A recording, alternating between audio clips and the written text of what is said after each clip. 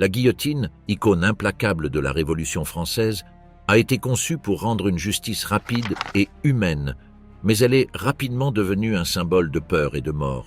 Entre 1793 et 1794, environ 17 000 personnes ont été exécutées sous sa lame mortelle, y compris le roi Louis XVI et la reine Marie-Antoinette. Cet instrument, conçu comme une machine de précision, a marqué l'histoire par sa capacité à mettre fin à une vie en un instant. Cependant, ce qui s'est passé après que la lame soit tombée reste l'un des plus grands mystères. Des témoins de l'époque ont rapporté des mouvements dans les corps décapités, et certaines têtes ont montré des expressions suggérant une conscience pendant plusieurs secondes. Ce détail macabre a alimenté un débat de plusieurs siècles parmi les historiens et les scientifiques. Le cerveau humain pourrait-il rester actif après la décapitation? De la hache à la terreur, l'évolution de l'exécution publique jusqu'à la guillotine. Bien avant que la guillotine ne redéfinisse les exécutions par sa précision implacable, l'humanité avait recours à des méthodes allant du rudimentaire au symbolique pour administrer la peine capitale. Parmi ces méthodes, la hache de décapitation se distinguait comme l'un des outils les plus anciens et les plus brutaux. Utilisée dès le 5e siècle avant Jésus-Christ, dans des civilisations comme la Grèce et Rome, cette arme n'était pas simplement un outil réutilisé. Ses gravures et dessins élaborés reflétaient son rôle en tant que symbole de pouvoir et d'autorité. La hache était un rappel visuel que les souverains et les bourreaux avaient le pouvoir de décider de la vie et de la mort. Cependant, son utilisation comportait également une marge d'erreur importante car elle dépendait de la force et de la précision du bourreau, ce qui transformait souvent l'exécution en un spectacle de souffrance. Au Moyen Âge, la hache a atteint son apogée en popularité, en particulier dans les îles britanniques. Malgré sa prévalence, les exécutions à la hache étaient loin d'être parfaites. Un exemple notable fut l'exécution de Marie, reine d'Écosse, en 1587. Le bourreau échoua lors du premier coup, frappant l'arrière de sa tête. Le second coup fut tout aussi inefficace, laissant un tendon non coupé qui dut être séparé manuellement. Cet incident n'était pas seulement un acte de cruauté extrême, mais aussi un témoignage de l'inefficacité inhérente à cette méthode. En revanche, l'épée devint un instrument réservé à la noblesse, considéré comme plus digne et précise. Cette méthode d'exécution, bien que non universelle, était vue comme un privilège en fonction du statut social. Anne Boleyn, la deuxième femme d'Henri VIII, fut décapitée avec une épée en 1536, un geste inhabituel reflétant une courtoisie particulière. Cependant, toutes les exécutions nobles n'étaient pas effectuées avec une épée, car les coutumes variaient selon la région et les circonstances. À mesure que les Lumières se répandaient en Europe au XVIIe et XVIIIe siècle, les idées sur la justice et l'humanité commencèrent à évoluer. Les méthodes d'exécution prolongées et l'humiliation publique commencèrent à être de plus en plus critiquées. C'est dans ce contexte que le docteur Joseph-Ignace Guillotin proposa un nouvel appareil en 1789. Cet instrument, conçu pour être rapide, efficace et moins sujet à l'erreur, était censé être une amélioration humanitaire par rapport aux méthodes traditionnelles. Le docteur Guillotin plaida en faveur de cet appareil comme moyen de démocratiser les exécutions, éliminant les différences de classe dans la mort et réduisant la souffrance. Bien que sa proposition visait à moderniser la justice capitale, la machine humaine, portant son nom, deviendrait un symbole de la terreur durant la Révolution française. Avec l'introduction de la guillotine, les exécutions cessèrent d'être un spectacle d'agonie prolongée et devinrent un acte de précision clinique. Cependant, cette transition n'élimina pas l'aspect terreur qui définissait ces pratiques. Dr Joseph-Ignace Guillotin, le paradoxe d'un homme dédié à sauver des vies. Le nom du docteur Joseph-Ignace Guillotin est inévitablement lié à l'un des appareils les plus notoires de l'histoire, mais le récit complet de sa vie est un paradoxe qui dépasse cet héritage. Né le 28 mai 1738 à Saintes, en France, Guillotin était avant tout un médecin dédié à soulager la souffrance humaine. Malgré cette vocation, son nom serait à jamais associé à un instrument conçu pour une mort rapide et efficace, la guillotine. Avant son implication dans le domaine de la peine capitale, le docteur Guillotin consacra une grande partie de sa carrière médicale à lutter contre la variole, l'une des maladies les plus dévastatrices de l'époque. Il était un fervent défenseur du vaccin développé par Edward Jenner et n'hésita pas à le tester sur sa propre famille, démontrant sa foi inébranlable dans les avancées médicales. Cet engagement en faveur de la santé publique mettait en lumière sa véritable vocation de médecin. En 1789, Guillotin fut élu représentant de Paris à l'Assemblée nationale française, juste au bord de l'une des périodes les plus turbulentes de l'histoire de France. C'est dans ce contexte politique que son héritage prit un tournant inattendu. Guillotin proposa une méthode uniforme et rapide d'exécution qui éliminerait les pratiques brutales de l'époque, telles que la roue brisée et le démembrement. Sa motivation était humanitaire. Il croyait que la peine capitale devait être appliquée de manière égale et sans souffrance excessive, en accord avec les principes d'égalité promus par la Révolution française. Dans un discours prononcé en octobre 1789, Guillotin exprima de manière pragmatique sa vision. « Avec ma machine, je vous coupe la tête en un clin d'œil et vous ne la ressentez même pas. » Bien que la phrase puisse paraître macabre, elle reflétait son intention de réduire la souffrance et d'assurer une mort rapide, quel que soit le statut social du condamné. Contrairement à ce que beaucoup pensent, Guillotin n'a pas conçu la machine qui porte son nom. L'idée fut reprise par l'État français, et l'appareil fut construit par le chirurgien Antoine Louis et le fabricant de piano Tobias Schmidt. Malgré cela, une chanson satirique publiée dans le journal Les Actes des Apôtres, intitulée « La guillotine », cimenta l'association du nom de Guillotin à l'appareil. Cette connexion devint si forte que, malgré les efforts du médecin pour se distancer de la machine, il demeura inextricablement lié à celle-ci. Même une rumeur fausse circula, affirmant que Guillotin avait été exécuté avec le même appareil, une ironie qui résonnait avec sa figure controversée. L'art macabre, l'ingénierie et la conception de la guillotine. La guillotine, avec son design austère et sa précision terrifiante, devint un emblème des temps troublés de la Révolution française. Plus qu'un simple outil d'exécution, cet appareil représentait une œuvre macabre d'ingénierie, conçue pour assurer une transition rapide et efficace entre la vie et la mort. Sa forme et sa fonction reflètent non seulement le but pour lequel elle a été créée, mais aussi l'ingéniosité humaine appliquée dans les contextes les plus sombres. La création de la guillotine n'a pas été l'œuvre d'un seul individu. Au printemps 1792, Tobias Schmidt, un fabricant de pianos allemand, fut chargé de construire le premier modèle sous la recommandation du docteur Joseph Ignace Guillotin. Schmidt, connu pour sa compétence dans la fabrication d'instruments complexes, travailla avec Antoine Louis, secrétaire de l'Académie de chirurgie, et Charles Sanson, le chef des bourreaux de France. L'implication de Sanson fut cruciale dans la conception. C'est lui qui suggéra d'incliner la lame, arguant qu'une lame oblique serait plus efficace qu'une lame droite pour garantir une décapitation propre. Cette innovation devint l'une des caractéristiques définissant la guillotine, marquant une différence significative dans son fonctionnement. La guillotine se composait de deux poteaux verticaux parallèles, d'une traverse en haut et d'une lame en forme de croissant conçue pour glisser le long de guides. La structure mesurait environ 4 mètres de haut et la lame tombait d'environ 2,3 mètres. Ce design fournissait l'énergie potentielle nécessaire pour accomplir une exécution en quelques secondes. La descente de la lame était extrêmement rapide, prenant environ un cinquième de seconde pour accomplir sa tâche. Ce design visait à minimiser la souffrance du condamné, un clin d'œil macabre aux idéaux humanitaires qui avaient guidé sa création. À la base de la guillotine se trouvait la lunette, un dispositif semblable à un joug qui maintenait le cou du condamné. La lunette était ajustable pour s'adapter à différentes tailles, un détail reflétant le mélange inquiétant d'humanité et d'efficacité dans sa conception. Ce niveau de précision servait de rappel de la minutie avec laquelle chaque aspect de l'appareil avait été conçu. Une autre caractéristique notable du design de la guillotine était sa portabilité. La structure pouvait être démontée, transportée et facilement réassemblée. Cette caractéristique était essentielle en période de bouleversement politique, lorsque les exécutions publiques étaient un spectacle itinérant.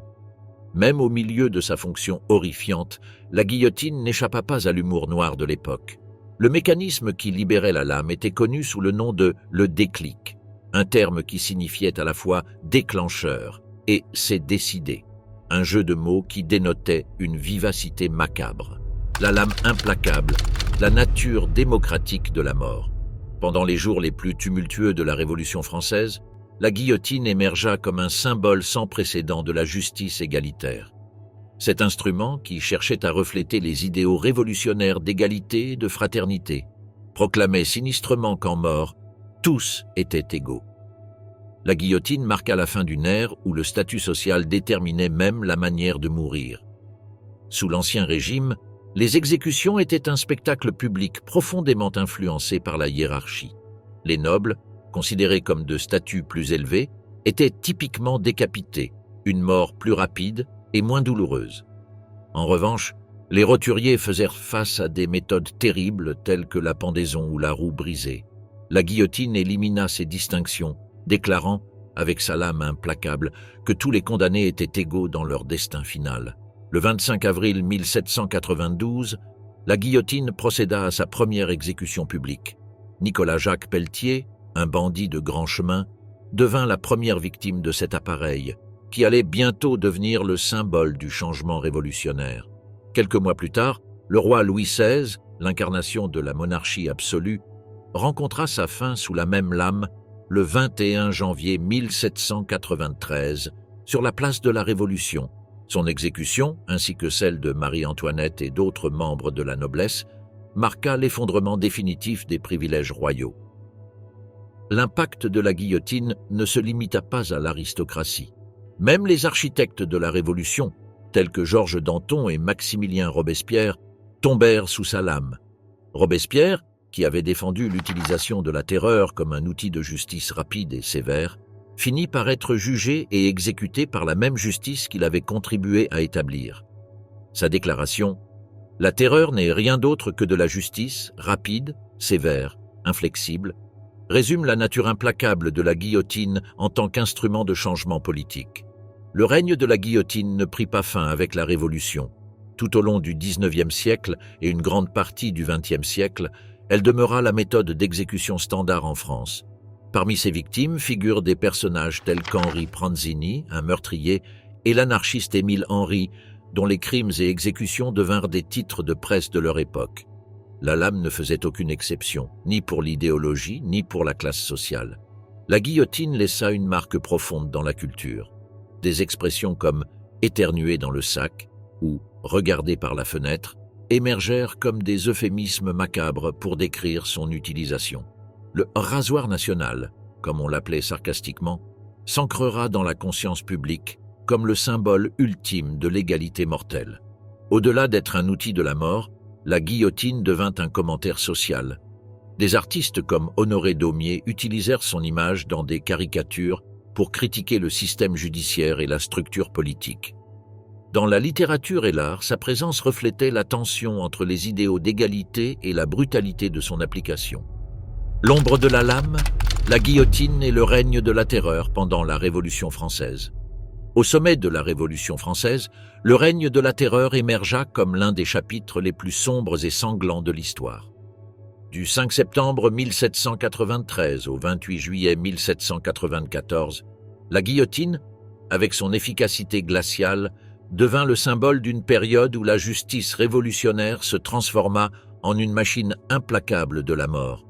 Dans une tentative de purger la France de ses ennemis, le Comité de salut public, dirigé par des figures telles que Maximilien Robespierre et Louis-Antoine de Saint-Just, consolida le pouvoir à travers l'élimination systématique de ceux considérés comme des menaces pour la Révolution. Le règne de la terreur débuta comme une mesure pour réprimer le contre-révolutionnisme, mais dégénéra rapidement. Personne n'était à l'abri des accusations. Nobles, clergés et même les révolutionnaires eux-mêmes tombèrent sous un régime opérant sous le mot d'ordre de la justice rapide et sévère. La guillotine, amenée sur les places publiques, devint à la fois un spectacle d'intimidation et une forme macabre de divertissement. Parmi les victimes les plus emblématiques figurait Marie-Antoinette, qui, après des mois de détention, fut conduite à la guillotine le 16 octobre 1793. Son exécution attira une foule qui acclama et moqua alors qu'elle marchait vers son destin. Bien qu'il ait été historiquement questionné de savoir si elle avait vraiment prononcé la phrase « qu'il mange de la brioche », cette idée persista dans l'esprit des gens, symbolisant son décalage par rapport aux difficultés du peuple. Sa mort marqua un point de non-retour dans la Révolution, montrant clairement que même les plus puissants pouvaient tomber sous la lame du rasoir national. L'un des jours les plus significatifs du règne de la Terreur eut lieu le 28 juin 1794, lors du soi-disant Festival de l'être suprême. Robespierre, qui avait proclamé une nouvelle religion d'État, fondée sur la vertu et la raison, conduisit une procession monumentale à Paris. Cependant, cette exaltation du pouvoir spirituel se retourna rapidement contre lui. À peine un mois plus tard, Robespierre fut arrêté et condamné à la guillotine. L'ironie de son sort était évidente. Robespierre, qui avait déclaré que « la terreur n'est rien d'autre que de la justice, rapide, sévère, inflexible », finit par devenir une victime de la même machine qu'il avait contribué à perpétuer. Lorsqu'il fut conduit à l'échafaud le 28 juillet 1794, un spectateur cria « Le sang de Danton te noie », en référence à un autre révolutionnaire exécuté sous ses ordres. Robespierre fut la dernière figure de haut profil à tomber pendant la Terreur, marquant la fin de cette période sanglante. Paris, pendant le règne de la Terreur, devint une ville gouvernée par la peur. Une culture de la dénonciation s'empara des citoyens, où amis et familles étaient dénoncés comme contre-révolutionnaires pour éviter eux-mêmes la suspicion. La guillotine devint un élément omniprésent, si intégré dans la vie quotidienne que même les enfants jouaient avec des versions miniatures de cet instrument de mort. La Terreur laissa un bilan de plus de 16 000 victimes officielles sous la guillotine, sans compter ceux qui moururent en prison ou lors d'exécutions sommaires. Cette période révéla la dualité dangereuse des révolutions, capables de porter des idéaux élevés, mais aussi de sombrer dans une brutalité implacable. Les couronnes tombaient, le dernier acte de Louis XVI et de Marie-Antoinette. Alors que les vagues de la Révolution française emportaient les structures de l'Ancien Régime, les couronnes autrefois inaccessibles furent renversées avec une détermination implacable. Au cœur de cette transformation historique se trouvaient Louis XVI et Marie-Antoinette, le roi et la reine de France, dont les vies s'achevèrent non pas dans les salles somptueuses de Versailles, mais sous la lame de la guillotine dans les places bondées de Paris. Le 21 janvier 1793, l'ancien monarque absolu de France, Louis XVI, fut conduit à travers les rues de Paris jusqu'à la place de la Révolution. Il avait été réduit à un simple citoyen, Louis Capet, après l'abolition de la monarchie. À 38 ans, le roi déchu faisait face non seulement à la fin de son règne, mais aussi à l'effondrement d'un système qui avait gouverné pendant des siècles. L'air froid de l'hiver se mêlait au bruit assourdissant des tambours alors que le roi montait sur l'échafaud. Dans une ultime tentative de s'adresser au peuple, il proclama son innocence et son amour pour la France, mais ses mots se perdirent dans le vacarme environnant. En quelques secondes, la lame de la guillotine tomba, marquant non seulement la fin de sa vie, mais l'effondrement définitif de la monarchie française. Moins d'un an plus tard, le 16 octobre 1793, Marie-Antoinette, la femme qui avait jadis incarné le luxe et l'extravagance de Versailles, suivit le même chemin que son mari. À 37 ans, elle avait été dépouillée de son titre, de sa richesse et de son pouvoir. Elle était désormais simplement la veuve Capet. Son dernier voyage, en carrosse ouvert vers la place de la Révolution, fut observé par des foules qui s'étaient rassemblées pour assister à la chute de Madame Déficit, comme il l'appelait, la blâmant pour les malheurs économiques de la France. Contrairement à Louis, Marie-Antoinette ne tenta pas de s'adresser à la foule. Ses dernières paroles furent des excuses adressées à l'exécuteur lorsqu'elle marcha accidentellement sur son pied. « Pardon, monsieur, ce n'était pas intentionnel. » Avec une dignité inébranlable, la reine qui avait régné dans l'un des palais les plus opulents du monde rencontra sa fin sous la même lame que son mari, fermant définitivement le chapitre de la monarchie française. Les exécutions de Louis XVI et de Marie-Antoinette choquèrent non seulement la France, mais provoquèrent des ondes de choc à travers l'Europe. Elles représentaient la fin d'un système qui avait, pendant des siècles, soutenu l'idée que les monarques régnaient par droit divin. Désormais, ils étaient jugés par le peuple, et leur statut ne leur offrait aucune protection face à la justice révolutionnaire. Le philosophe Edmund Burke, en Angleterre, pleura la fin d'une époque avec les mots suivants: « L'âge de la chevalerie est révolu. Celui des sophistes, des économistes et des calculatrices lui a succédé. » Cette observation saisit l'impact mondial des exécutions, marquant le début d'une nouvelle ère où le pouvoir des monarques était remplacé par des principes démocratiques. La mort des monarques français symbolisait le démantèlement de l'Ancien Régime et l'établissement d'une société dans laquelle personne, pas même les rois, n'était au-dessus de la loi. La guillotine, avec son indifférence glaciale, devint le symbole du changement radical, tranchant les fils d'un système qui avait régné pendant des siècles. Ces exécutions, loin d'être de simples actes de justice, marquèrent un moment décisif de l'histoire. Le dernier bal de Louis XVI et de Marie-Antoinette ne scella pas seulement leur destin, mais représenta la chute d'un ordre ancien et l'ascension d'une nouvelle ère où les couronnes n'étaient plus à l'abri du poids de la Révolution. La vie après la chute, le mystère perturbant de la guillotine. La guillotine, symbole d'efficacité meurtrière pendant la Révolution française, a laissé derrière elle non seulement une traînée de sang et un changement historique, mais aussi des questions troublantes qui persistent encore aujourd'hui. L'une des histoires les plus perturbantes vient de l'exécution de Charlotte Corday en 1793. Corday, condamné pour le meurtre de Jean-Paul Marat, rencontra sa fin sous la guillotine. Selon un mythe largement répandu, l'assistant du bourreau, François Legros, souleva sa tête et la gifla.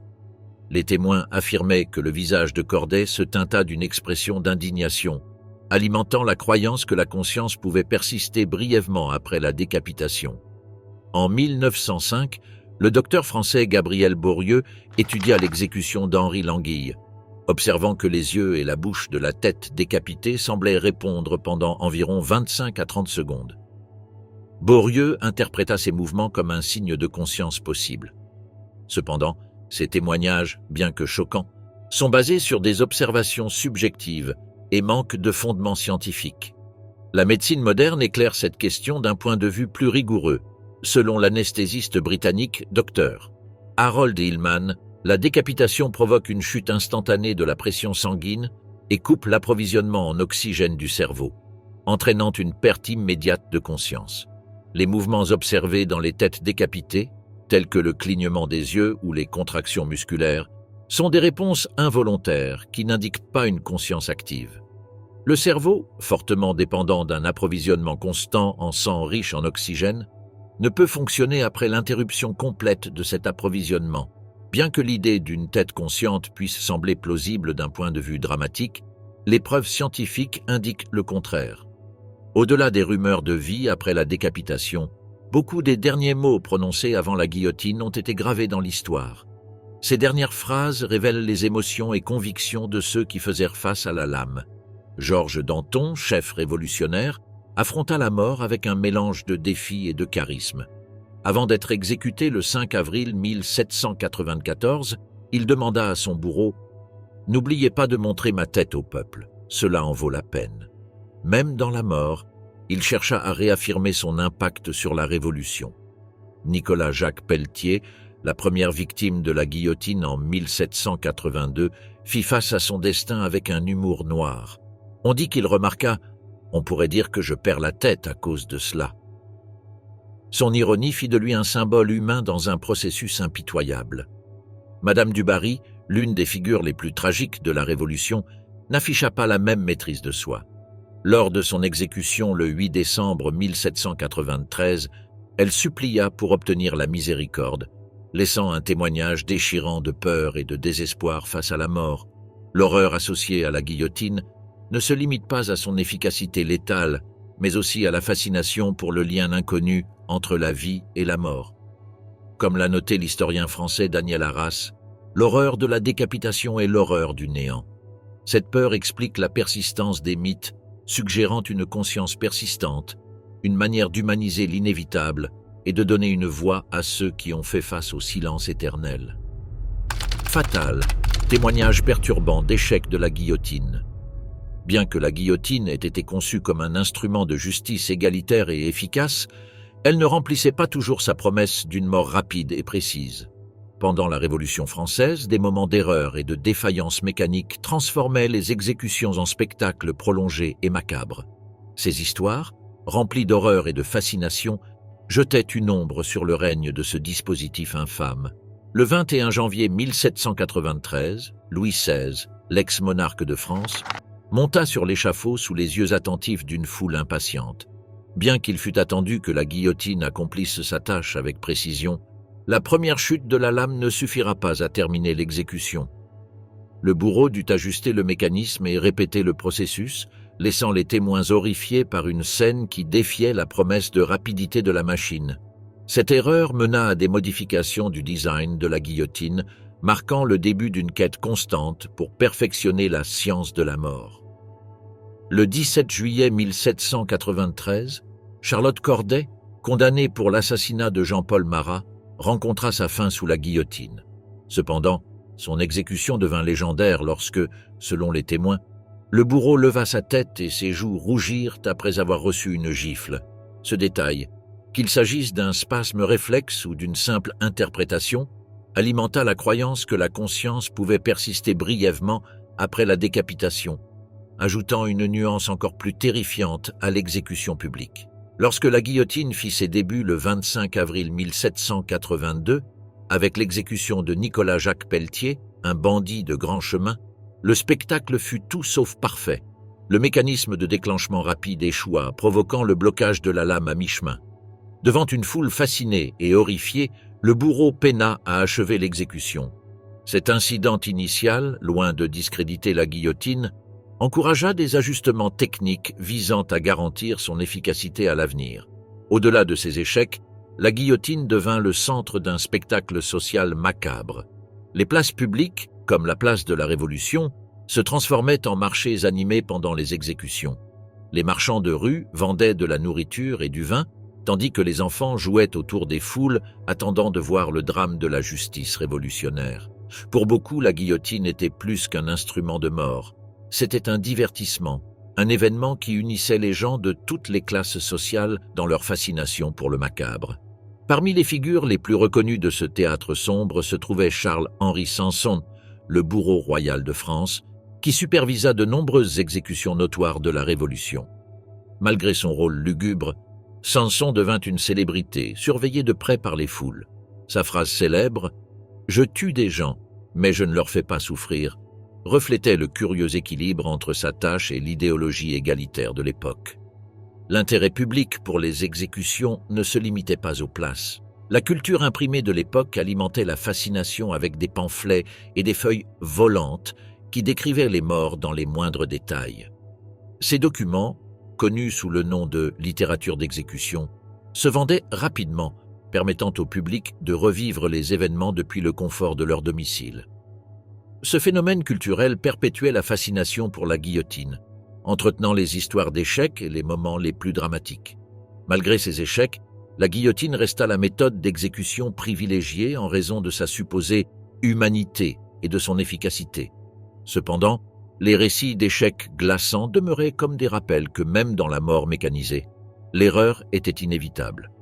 Ces incidents, au-delà de leur morbide, révèlent la nature contradictoire d'un appareil conçu pour égaliser dans la mort, tout en offrant un spectacle qui fascinait et terrifiait à parts égales. La guillotine laissa une marque indélébile non seulement sur l'histoire, mais aussi sur la psyché collective de l'humanité, nous rappelant que même dans la quête de la perfection technique, l'humanité n'est jamais complètement libre du chaos et de l'imperfection. La lame qui ne cesse de se faire entendre, la guillotine dans la culture et l'histoire, peu d'inventions humaines ont eu un impact aussi profond et ambigu que la guillotine. Conçue comme un instrument de justice égalitaire, son ombre s'étendait bien au-delà des échafauds de la Révolution française. De la littérature au cinéma, en passant par l'art et la musique, la guillotine est devenue un symbole de pouvoir, de peur et de transformation sociale, trouvant sa place dans le tissu de l'expression culturelle humaine. Dans le domaine littéraire, la guillotine a été à la fois une scène et un symbole. Charles Dickens, dans son chef-d'œuvre « Un conte de Deville » 1759, utilisa la présence de la guillotine pour refléter le chaos social et la quête de justice qui ont marqué la Révolution française. La machine de la mort devint une métaphore du prix à payer pour l'égalité et le changement. Victor Hugo, dans Le dernier jour d'un condamné, 1829, offrit un portrait intime et déchirant d'un homme attendant son exécution. À travers cette histoire, Hugo transforma la guillotine en un miroir des préoccupations humaines concernant la mortalité et la justice, alimentant le débat sur la peine de mort. La guillotine trouva également sa place dans l'art visuel, où sa silhouette austère et son but macabre inspirèrent des œuvres traitant de l'impact de la violence et de la justice. Dans Les Têtes de la guillotine, 1812, Jean-Louis-André Théodore Géricault présenta une étude viscérale et perturbante des victimes de la guillotine, tandis que Pablo Picasso, dans Guernica, 1937, évoqua la structure de la guillotine comme un symbole de destruction massive en temps de guerre. Le cinéma n'échappa pas non plus à l'influence de la guillotine. Dans La Passion de Jeanne d'Arc, 1928, Karl Theodor Dreyer capta l'angoisse de l'exécution, utilisant la lame de la guillotine comme un symbole de la souffrance humaine. Des œuvres modernes, comme l'adaptation de Un conte de Deville de 2005, ont continué d'explorer son impact émotionnel et narratif. Même l'humour a trouvé une place pour la guillotine. La comédie britannique Monty Python et le Saint Graal, 1975, proposa une tournure absurde en montrant une parodie de l'instrument, démontrant sa capacité à osciller entre le sombre et le comique. L'utilisation finale de la guillotine en France eut lieu le 10 septembre 1977, lorsque Hamida Djandoubi, un immigrant tunisien condamné pour meurtre, fut exécuté à Marseille. Cet événement marqua la fin d'une ère, bien que la guillotine ne fût officiellement retirée qu'en 1981, lorsque la France abolit la peine de mort sous la direction du président François Mitterrand. La guillotine, autrefois symbole de justice égalitaire, devint un rappel du changement social. Dans les mots du ministre de la Justice Robert Badinter, « Tuer au nom de la nation est incompréhensible. L'abolition est un signe de progrès pour la nation. » Aujourd'hui, la guillotine reste un symbole puissant. De sa représentation dans les musées à son apparition dans la musique, comme dans Killer Queen de Queen et dans l'art moderne de Banksy, sa présence évoque un mélange de fascination historique et de critique sociale. Même dans les maisons hantées et les spectacles de magie, où des répliques sont utilisées comme accessoires, son héritage reste vivant. La guillotine est plus qu'un instrument d'exécution. Elle est un reflet des luttes de l'humanité pour la justice, l'égalité et le changement. Des jours tumultueux de 1789 à sa dernière utilisation en 1977, son impact a été à la fois culturel et politique. Son histoire nous rappelle que même les symboles les plus sombres peuvent offrir des leçons sur la résilience et la capacité de l'humanité à évoluer. Dans cet abîme historique, la guillotine continue de résonner dans notre conscience collective, un rappel des sacrifices et des défis qui ont accompagné la quête d'un monde plus juste.